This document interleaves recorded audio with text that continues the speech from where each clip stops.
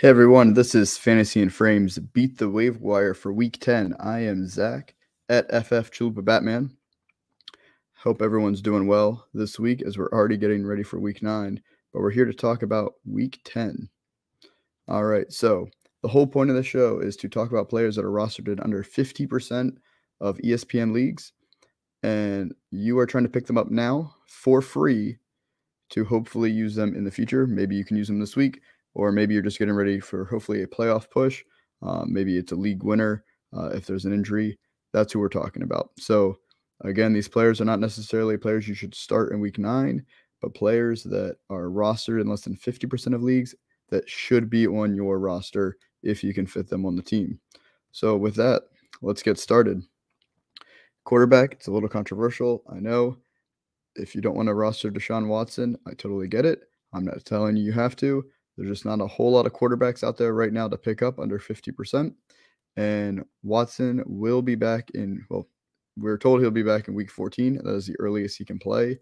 I understand that you may not have the bench space to stash him for that long, but his rostership percentage is starting to creep up.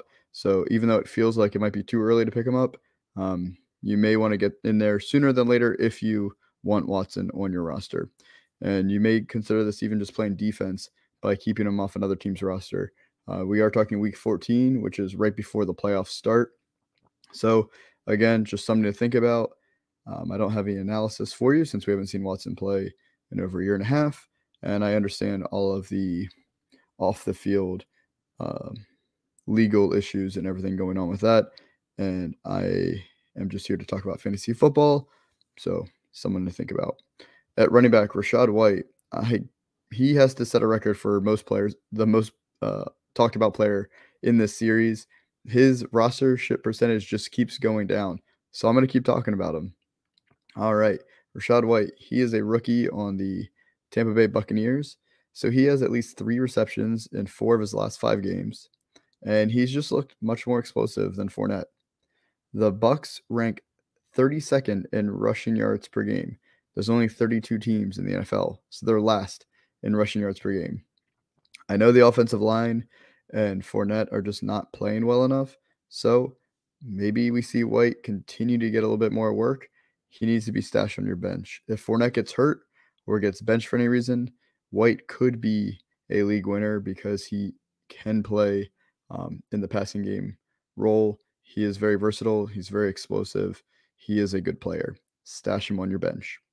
At wide receiver, Devin Duvernay. So he's going to be the highest rostered player we talk about. He's at 48.5%.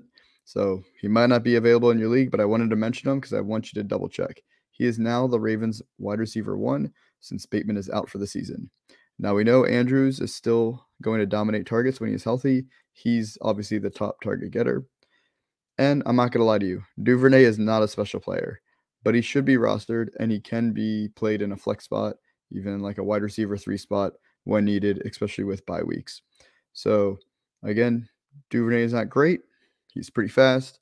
We've seen him score touchdowns with those deep passes. He is not going to be a stable player for you, but he should not be left on your waiver wire. And I just want to throw a quick extra wide receiver at you is Donovan Peoples-Jones, 13.1% rostered. He's on a bye week right now. You can get him for free. He's looked pretty good with the Browns. Go ahead and pick him up and stash him as well. At tight end, Greg Dulcich, he's 30.5% rostered. He's also on a bye week right now. Now's the time to get him.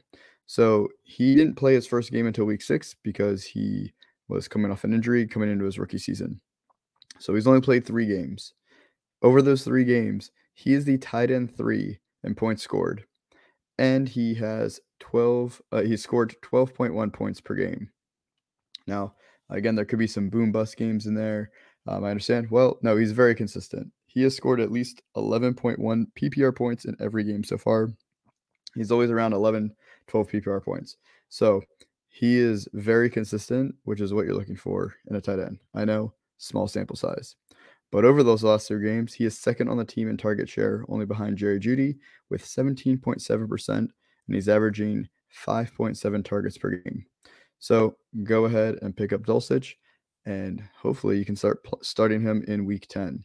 And then I just want to name an extra tight end as well, because he should not be this low rostered, is Isaiah Likely. He's a rookie tight end for the Ravens. I mentioned him because Mark Andrews has been hurt, and it is a Monday night game. So go ahead and stash Likely. He's only 13.2% rostered. He is a very athletic tight end. He basically almost plays like a wide receiver.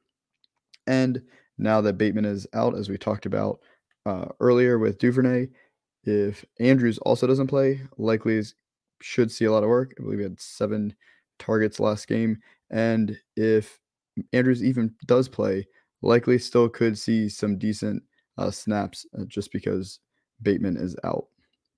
And your bonus player is Alexander Madison, only 28% rostered. I don't understand it. He should be rostered in every league. He is Dalvin Cook's handcuff. I get it. Doesn't have a whole lot of value if Dalvin Cook is playing, even though Madison just had a touchdown last week. But Dalvin Cook cannot stay healthy. He's already been hurt this season with his chronic shoulder injury. He's never played a full season.